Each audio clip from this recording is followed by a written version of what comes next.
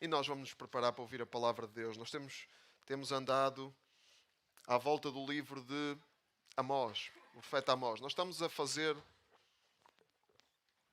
o estudo expositivo de todos os profetas menores da Bíblia.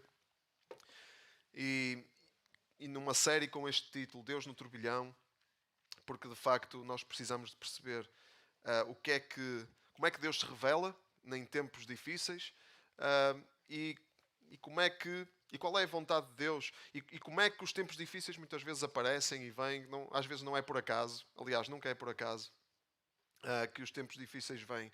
E aqui no livro de Amós, nós vamos terminar hoje o livro de Amós. Aqui no livro de Amós era um tempo em que o povo de Israel estava a viver, como temos falado, um tempo de bonança. Não era um tempo de turbilhão, não era um tempo de dificuldade, era um tempo de prosperidade. E no tempo de prosperidade eles afastaram-se de Deus. É só o povo de Israel que acontece isto, não é? Nós não temos esta tendência de nos afastarmos de Deus nos tempos de prosperidade, quando tudo vai bem. Não temos, pois não? É só o povo de Israel. Mas o povo de Israel, pronto, ele tinha esse problema. E estava-se a afastar de Deus e de uma forma grave. E não era só no tempo de Amós. Já vinha há muito tempo que isto acontecia, em tempos de turbilhão, em tempos de prosperidade. O povo afastava-se de Deus, o povo rejeitava o amor de Deus, o povo rejeitava a palavra de Deus, o povo rejeitava a vontade de Deus, e a paciência de Deus estava a chegar ao fim. Estava a chegar ao fim. E ele estava a trazer o turbilhão e estava a anunciar o turbilhão através do profeta Amós. Sim, porque a paciência de Deus, ela chega ao fim, ela tem um limite. A paciência de Deus não é infinita. E nós vemos isso claramente na Bíblia. E na parte final do livro de Amós, nós percebemos isso, que a paciência de Deus chega ao fim, e que Deus tem algo preparado que não é bom, fruto da rejeição do amor de Deus por parte do povo, rejeição da palavra de Deus. Nós temos temos alguma dificuldade com os profetas menores, com o Velho Testamento e com muitas passagens do Novo Testamento também, porque nós não gostamos de perceber que há consequências negativas para a nossa rejeição de Deus. Não gostamos de ouvir falar de consequências negativas, não gostamos não gostamos de ser chamados à realidade. Não gostamos que nos chamem à realidade. Preferimos viver no nosso mundo idealizado, preferimos viver no nosso mundo cor-de-rosa, desligados da realidade, sem os pés na terra. Preferimos viver assim do que ser chamados à realidade. E a tragédia de uma boa parte do evangelicanismo hoje, do movimento evangélico, é esta: é apresentar um Deus açucarado, apresentar um Deus que está bem com tudo, que tolera tudo, que não se importa com nada. É um Deus para quem o bem e o mal são iguais. É igual o bem, o mal. Deus está sempre na boa com tudo. Isso é uma tragédia, porque não é o Deus real. Não é o Deus real, e quando nós temos uma imagem distorcida de quem Deus é, nós andamos completamente à nora, completamente perdidos na vida. Não sabemos quem Deus é, não sabemos quem nós somos. Não sabemos quem nós somos, nem sabemos o que é que Deus tem para nós, porque não sabemos quem Ele é. Não sabemos o propósito da nossa existência, se não soubermos quem Deus é e quem Deus é na realidade. E isso é trágico, não é? E também não sabemos como é que vai ser na eternidade. Temos uma visão muito distorcida da eternidade, e hoje vamos tentar recuperar uma visão correta e uma visão bíblica da eternidade também. Eu ouvi algumas vezes dizer que Deus não era castigador. Deus não é um Deus castigador. E a minha pergunta então é: se Deus não é um Deus castigador, então porquê que raio é que Jesus teve de morrer? Expliquem-me porque é que Jesus teve de morrer, se Deus não é um Deus castigador. Se Deus não castiga, se Deus está tudo bem. Está bem com o mal, está bem com o bem. Expliquem-me isso. Porque é que Jesus teve de morrer? Se Deus não fosse um Deus castigador, Jesus não precisava de morrer. Porque é que Jesus morreu? Jesus morreu para ser castigado em nosso lugar. Porque havia uma justiça para cumprir. Porque havia pecado, e esse pecado e a pena do pecado tinha que ser paga. Porque Deus é um Deus justo. E um Deus justo não pode deixar de punir o mal. Não pode. Deus é verdade. Deus não é só castigador. Deus não é um Deus mau e tirano, e não é um Deus terrível, horrível. não é um vilão, não é um personagem, não é um personagem abominável. Mas também é castigador. Porque Deus não deixa o pecado passar em claro. Como é que, se Deus não é castigador, como é que podemos esperar que Ele haja face à injustiça, face à desobediência, face ao mal, à crueldade? Como é que podemos esperar que Ele haja? Com indiferença? Como se nada tivesse a acontecer? Queremos dizer que para Deus o mal é igual ao bem? É isso que queremos dizer? Porque não é, porque é mentira. Para Deus o mal não é igual ao bem. E quando nós dizemos que Deus não castiga nada, que Deus está sempre na boa com tudo, quando apresentamos um Deus açucarado, um Deus docinho e um Deus que não se importa muito, enfim, que lida bem com o pecado, com essas coisas, quando nós apresentamos um Deus assim, nós estamos a dizer que para Deus o mal é igual ao bem. E não é. E não é. Agora, nós sabemos, como falávamos, Deus castigou o pecado na pessoa do seu Filho, em Jesus Cristo. É verdade, o pecado foi castigado em Jesus, porque o pecado tinha que ser castigado. E Deus, Ele veio Ele próprio tomar sobre si o castigo pelo pecado, pelo seu imenso amor e misericórdia para com os pecadores. Ele veio tomar sobre si o castigo pelo pecado. Então, em Jesus, todo o mal foi castigado. Todo o pecado já foi pago. Mas nós não podemos pensar que agora, como já temos o pecado pago em Jesus, como Jesus já tomou sobre si todo o pecado, agora podemos viver de qualquer maneira. Que não vai ter consequências. É mentira. Vai ter consequências. Tem consequências. O pecado continua a ter consequências. E quem não... E se nós não percebemos isto, estamos completamente desligados da realidade. Da realidade. Eu não estou a falar de nada transcendente, é a realidade. O mal tem consequências. Alguém já percebeu que é nesse tipo de mundo que nós vivemos? O mal tem consequências. E se eu não cuido, eu sou crente em Jesus. Jesus já levou sobre si todo o meu pecado. Eu tenho essa consciência, tenho a minha consciência limpa, porque em Jesus eu fui perdoado. Mas e se eu experimentar não cuidar do meu casamento como deve ser? E se eu experimentar cometer adultério, por exemplo? Não vai haver consequências para mim? Vai haver consequências. Porque o mal tem consequências. E nós não podemos dizer que porque Jesus tomou sobre si todo o pecado, que nós temos perdão, é verdade, mas que nós não vamos ter consequências negativas para as coisas que fazemos. Temos. Se nós não estamos aí, nós construímos um ídolo, um Deus à nossa imagem. Um Deus que está bem com tudo. E não é esse Deus que nós vemos revelado na Bíblia. Nós não temos licença para pecar, nem para viver à vontadinha, segundo os nossos caprichos e os nossos instintos básicos. Não temos essa licença. Porque temos um Deus que é justo e que não pactua com o pecado, não tolera o pecado. E temos um Deus também que nos ajuda e que nos dá tudo o que nós precisamos, todas as bênçãos espirituais, para nós podermos viver em santidade, em santificação. Nós precisamos de crescer, todos nós falhamos. E Deus, Ele dá-nos o que nós precisamos para caminharmos, para crescermos em direção à estatura de Jesus, em direção à perfeição de Cristo. Se pecamos, e é verdade que pecamos, vamos pedir perdão pelos nossos pecados. E Deus é fiel e justo para nos perdoar e nos purificar de toda a injustiça. Mas Ele não é cego para o nosso mal. Ele não é cego para o mal que fazemos. E Ele é Pai. E um Pai que ama, corrige o seu filho. Um pai que ama, corrige os seus filhos. Um pai que não corrige os seus filhos, realmente não ama. Um pai que não tem coragem de disciplinar os seus filhos, realmente não ama. Realmente, um pai que não tenha coragem de disciplinar os seus filhos está a pactuar com aquilo que destrói a vida deles. Isso não é amor. Alguém que ama não tolera o mal. Não tolera. Então, de uma vez por todas, vamos habituar-nos a esta ideia, vamos ter uma visão clara de quem Deus é, da natureza de Deus.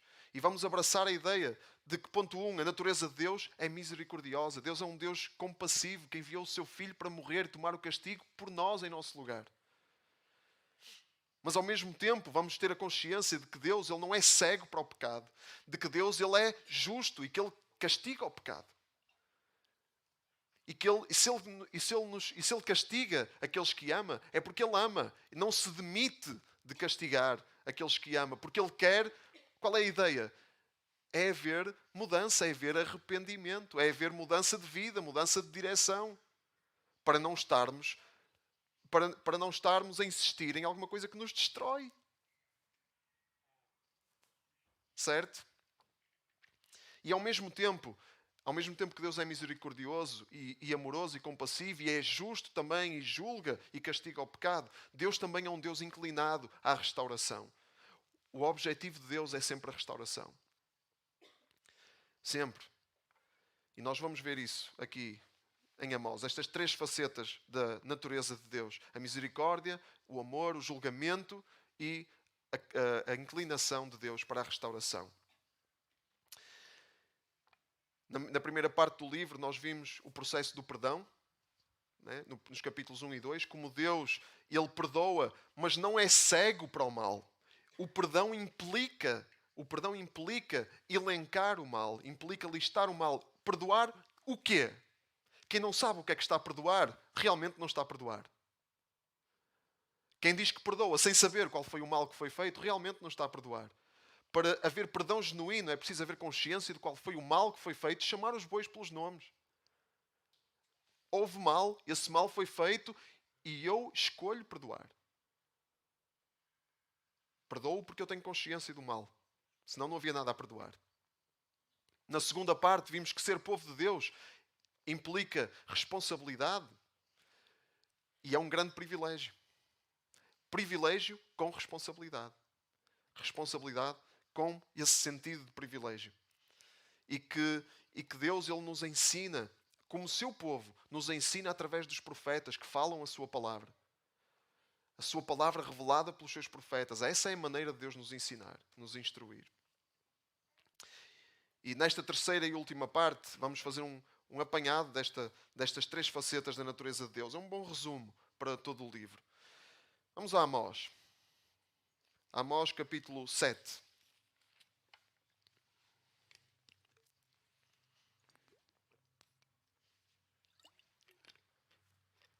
Amós 7, versículo 1. Vamos ler a Bíblia, ok? Vamos ler a Bíblia, vamos andar estes 3 capítulos de Amós.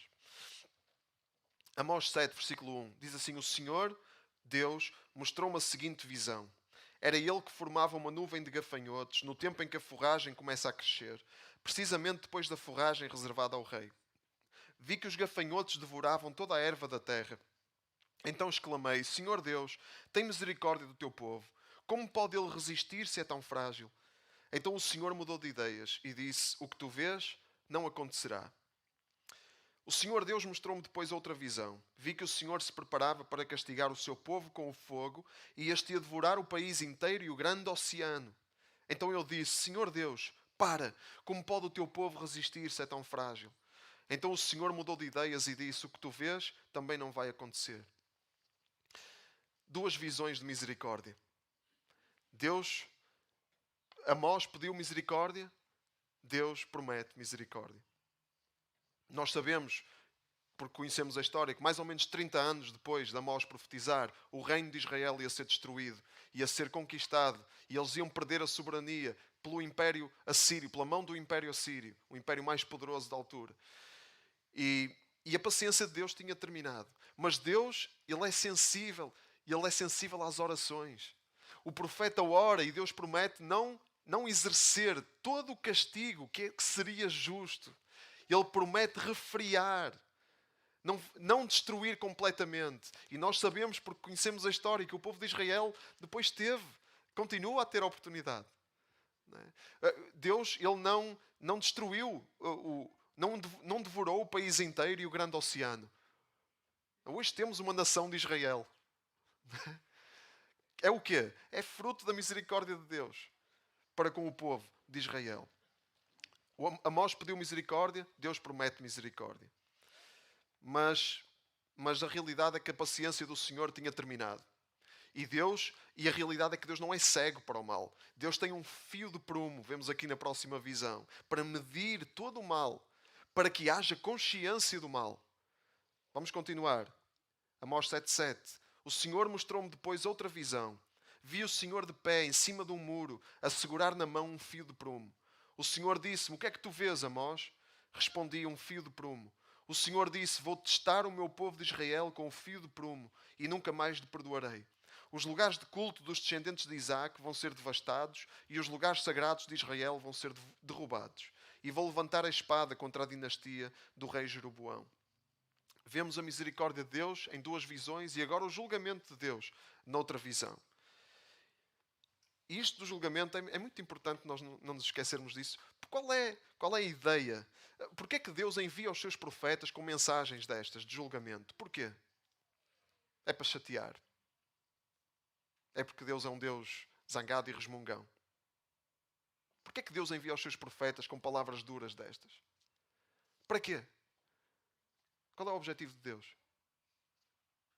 Arrependimento.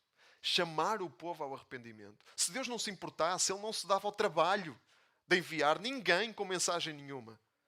Mas Deus envia porque Deus se importa. Porque Ele quer chamar o povo ao arrependimento. Ele quer que o povo tenha consciência do mal, consciência do caminho que está a fazer e que mude de vida.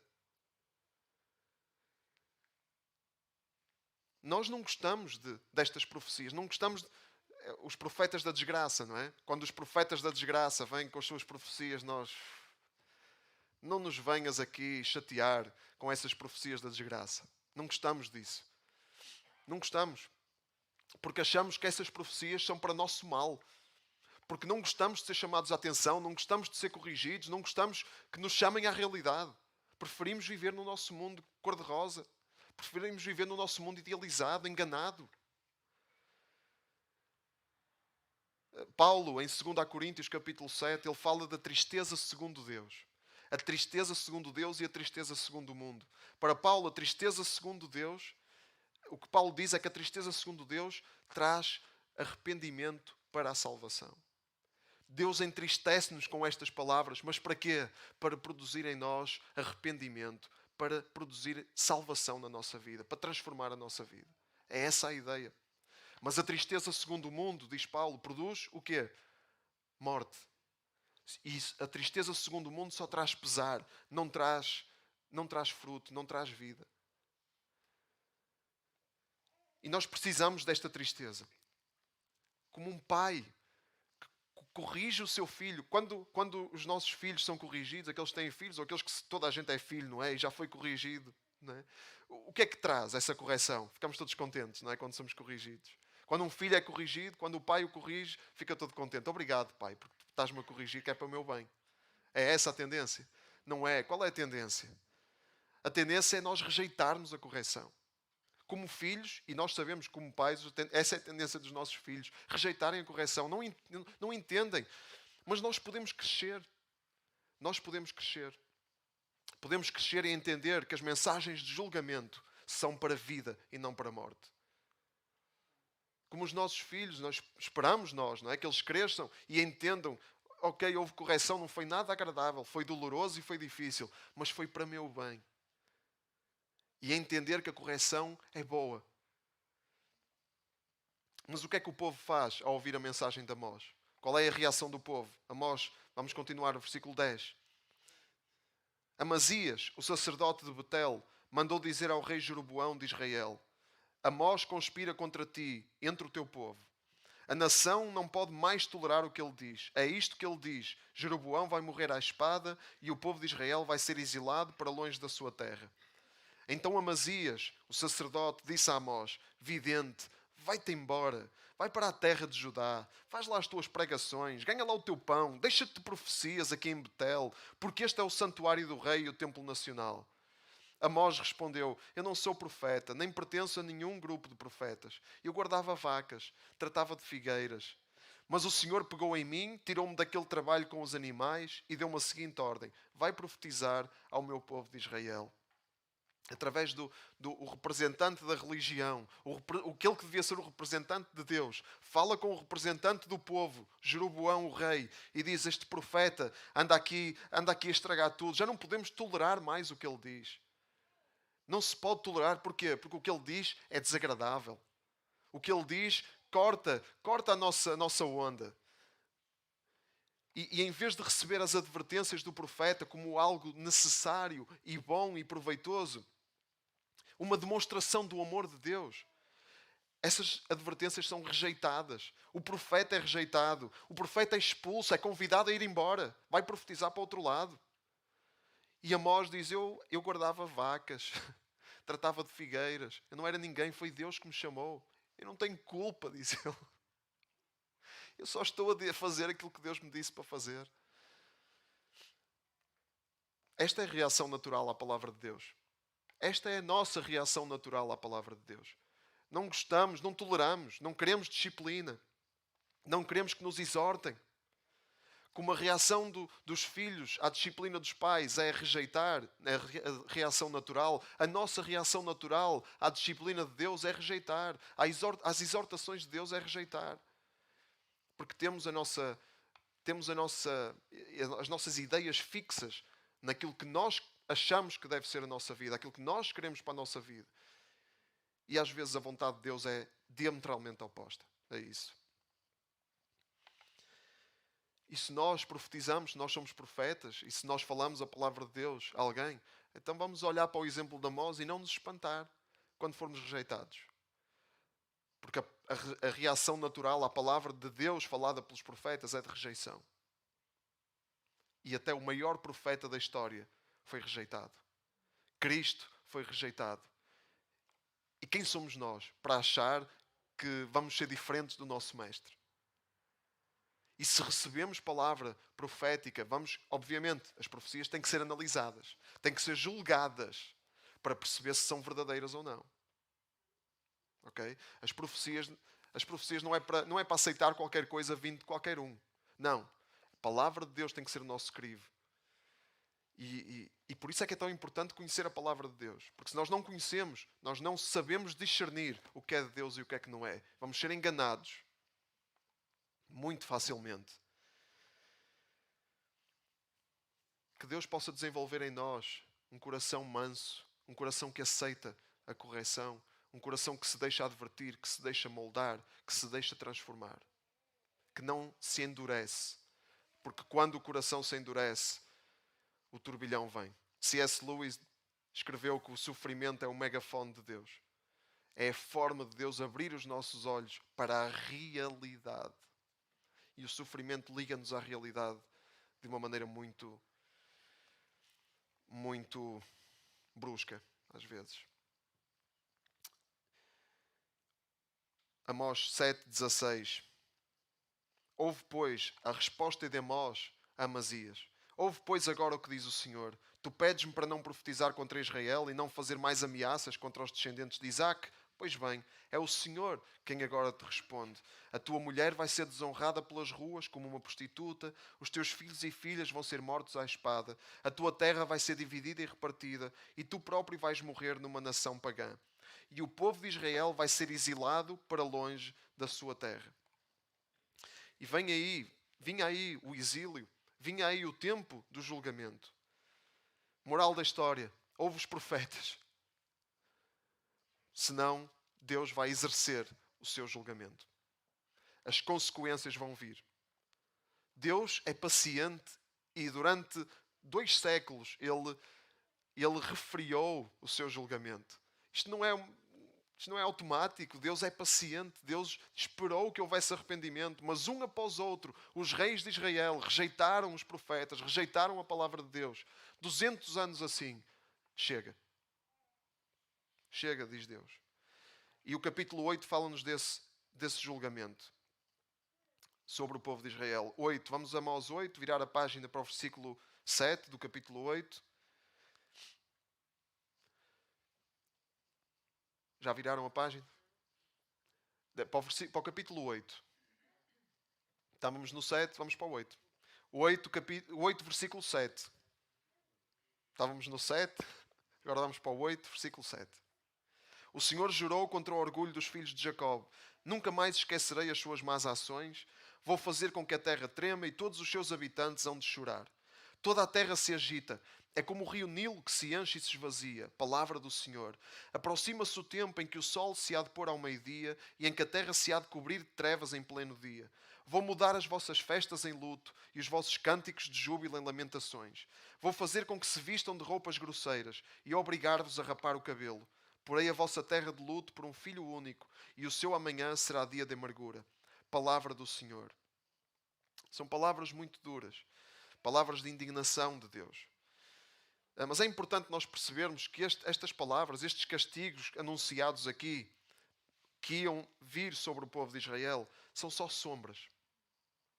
São sombras. Sombras, e temos que nos habituar a olhar para o Velho Testamento assim. O Velho Testamento são sombras, sombras de coisas eternas, que nos são reveladas no Novo Testamento, de uma forma plena. E aqui vemos sombras, estes castigos são sombras. Sombras. Como vemos, Deus diz aqui que nunca esquecerá as suas más ações. Deus, Ele vai continuar a oferecer perdão.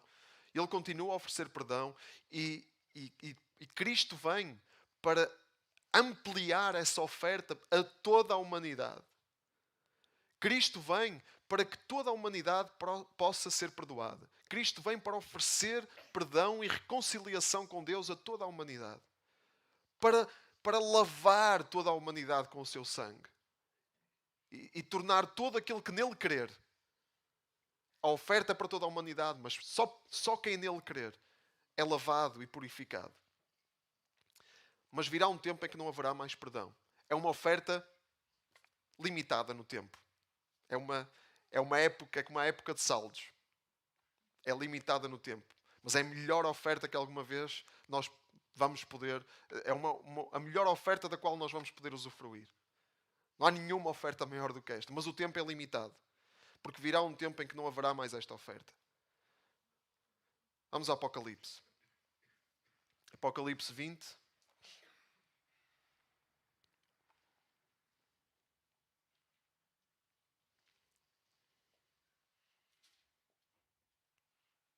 Apocalipse 20, versículo 11. Diz assim.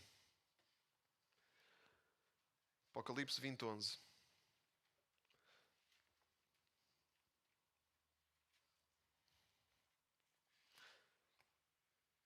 Esperamos um bocadinho, temos tempo. Depois vi um grande trono branco e aquele que estava sentado nele. A terra e o céu fugiram da sua presença e ninguém mais os viu. Vi também todos os mortos, grandes e pequenos, que estavam de pé e diante do trono. Então abriram-se os livros e um outro livro foi aberto, que é o livro da vida. E os mortos foram julgados conforme o que está escrito nesses livros, segundo as suas obras. O mar entregou os mortos que possuía. A morte e o abismo entregaram também os seus mortos. E cada um deles foi julgado segundo as suas obras. A morte e o abismo foram lançados no lago de fogo. Este lago de fogo é a segunda morte, e quem não tinha o seu nome escrito no livro da vida foi lançado no lago de fogo. Esta é a realidade eterna para a qual estes castigos do Velho Testamento apontam. Isto é aquilo que nós precisamos de entender, mais do que aquilo que ia acontecer a Israel. Já aconteceu, é a história, é importante porque nos aponta para isto. Aponta-nos para esta realidade do castigo eterno. Quem não tiver o seu nome escrito no livro da vida vai ser lançado no lago de fogo, vai ser atormentado eternamente. Vai estar longe de Deus eternamente, naquilo que nós chamamos o inferno. Amós, ele fala do tempo em que o sol se irá pôr ao meio-dia, em que a terra se irá cobrir de trevas a meio do dia. Isso aí não aconteceu no tempo de Israel. Não aconteceu, não foi o Império Assírio que fez com que a terra se cobrisse de trevas ao meio-dia. Não, isso vai acontecer no fim dos tempos, quando houver o juízo, quando chegar o juízo. E é muito importante nós percebermos isso. Percebermos que isto é uma realidade. Percebermos que há misericórdia de Deus. A misericórdia de Deus é uma oferta gratuita para todos, mas que há julgamento de Deus. E esse julgamento também é garantido. E temos este tempo para nos arrependermos, este tempo para mudarmos a nossa vida, para que o turbilhão não nos engula completamente. E se há estas sombras de castigos, estas sombras que nós vemos, não é para nosso mal, é para nosso bem. É para nós entendermos que há consequências. Mas Deus, Ele tem esta oferta de perdão e Ele, no meio da promessa de julgamento, no meio da realidade do julgamento, Ele oferece-nos restauração. Porque Deus é um Deus que tem em mente a restauração. Deus é um Deus que tem em mente o arrependimento. A palavra de Deus diz que Deus é paciente e que quer que todos os homens e mulheres se arrependam e que sejam salvos. Esse é o intuito de Deus, esse é o objetivo de Deus. Essa é a dimensão do amor de Deus. Deus quer que pecadores que o rejeitam sejam salvos e vivam eternamente com Ele. Mas nós temos que saber que há dois caminhos e que o caminho que não é com Deus é um caminho que leva ao inferno. E não podemos ter papas na língua a dizer isto. Eu sei que não é popular esta ideia. E então hoje nós temos um problema e é bom calha bem falarmos disto no dia em que entregamos a mim ao Senhor. Porque na educação das crianças hoje há aquela ideia de que a disciplina é má, de que a disciplina pode traumatizar as crianças e temos que ir com muito jeitinho e muito devagarinho, senão a criança vai se desmontar toda, coitadinha. Temos esta ideia. Porquê? Porque nós não gostamos da disciplina, não gostamos da autoridade, da noção da autoridade. Por isso temos um problema também com o inferno e com estes dois caminhos e com o caráter de Deus, porque não gostamos dessa parte. Gostamos da outra parte. Dessa parte não gostamos, mas se nós queremos ter a noção da realidade, temos que ter a noção que a realidade tem essas duas partes e que tem a restauração que Deus promete a todos aqueles que quererem. Vamos a Amós outra vez, ao capítulo 9. Estamos quase a terminar. Amós 9, onde Deus nos mostra uma visão de restauração.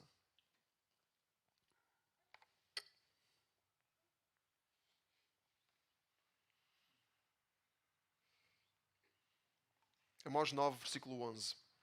Vai chegar o dia em que eu hei de restaurar o reino de David, que está como uma cabana em ruínas. Hei de reparar as suas brechas e restaurá-la. Vou reconstruí-la e há de ficar como era nos tempos antigos.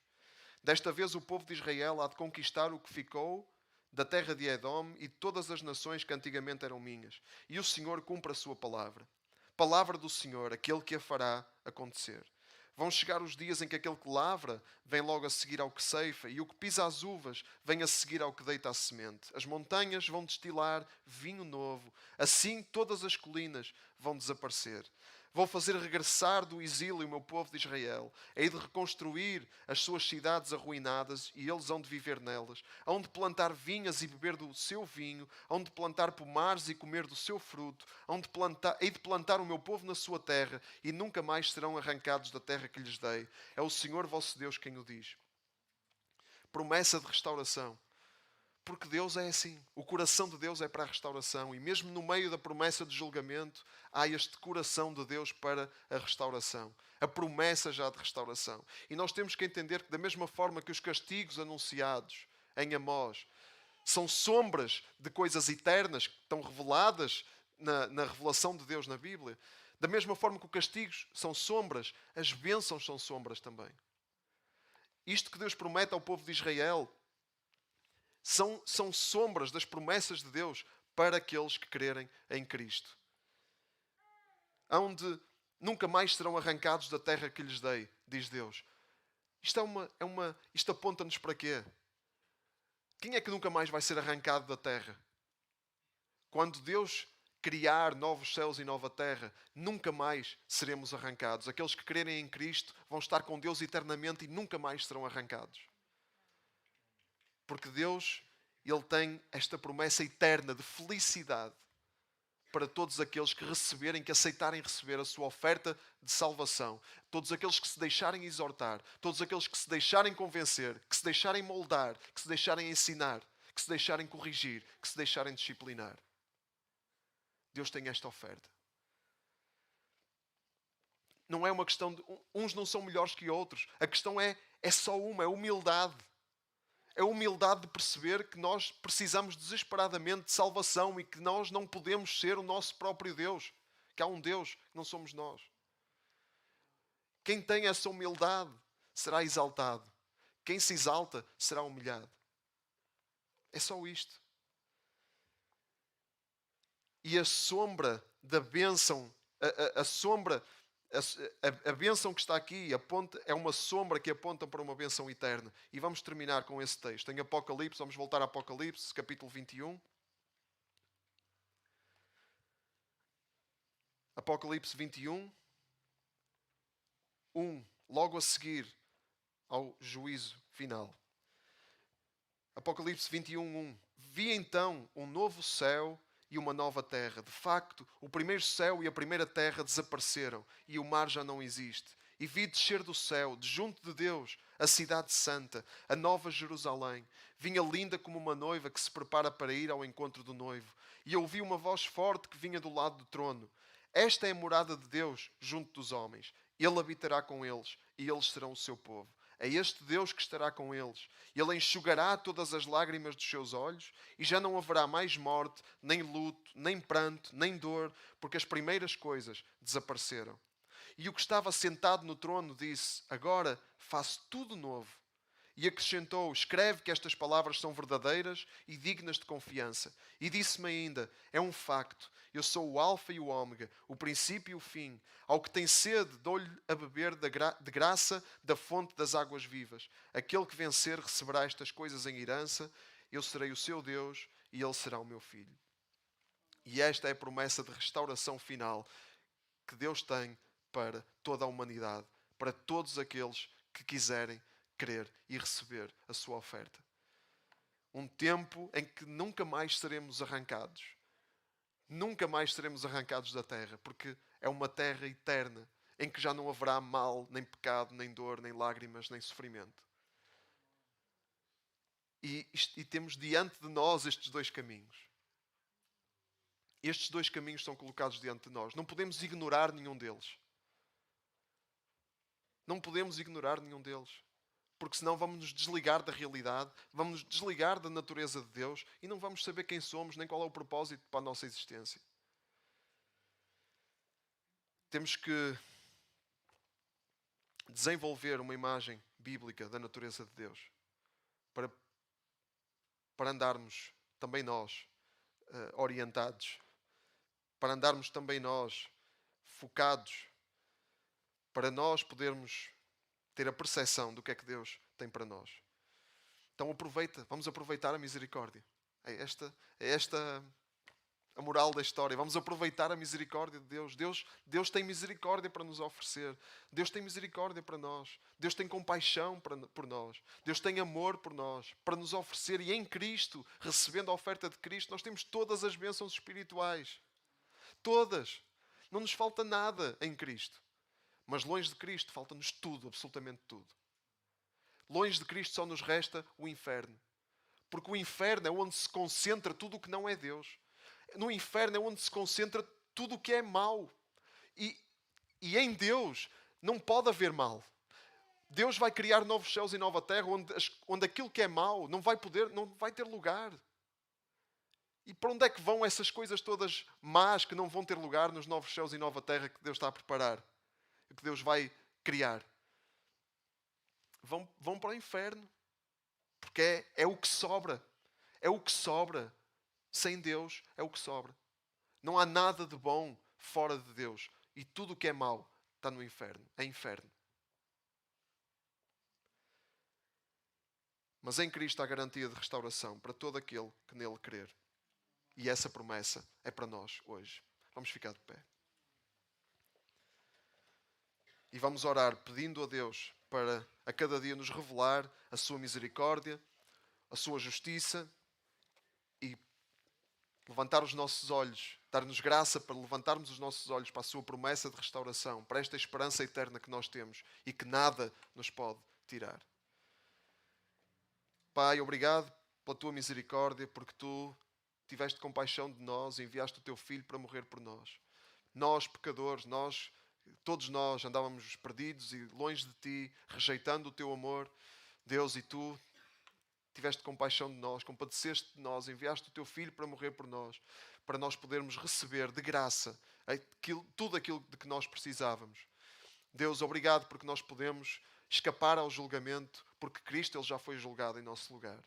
Deus, podemos ser livres de medo, livres de pesar, livres de culpa, livres de condenação. Podemos estar livres, descansando em Ti. Pai, porque no perfeito amor não há medo. E Tu colocaste em nós o Teu perfeito amor. E nós queremos o Teu perfeito amor. Nós queremos o Teu perfeito amor. Nós queremos receber isso. E eu oro para que cada um de nós, cada um dos que está aqui, possa receber esse Teu amor, abrir o coração, deixar-se exortar, deixar-se ensinar e deixar o Teu amor transformar a sua vida, Senhor. Em nome de Jesus, Pai. E obrigado por esta esperança que nós temos. Uma esperança incrível, Senhor. Que Tu nos prometes e as Tuas promessas são verdadeiras. Pai, e obrigado, porque sabemos que vamos passar a eternidade contigo. Senhor, sem lágrimas, sem dor, sem pranto, sem sofrimento. Deus, sem maldade, sem pecado. Contemplando a Tua face que é a face de toda a beleza, onde se concentra toda a beleza, toda a bondade, toda a justiça. Pai, e nós vamos participar disso e beneficiar de tudo isso e desfrutar de tudo isso, Senhor. E ansiamos por esse dia. Em nome de Jesus, Pai. Amém.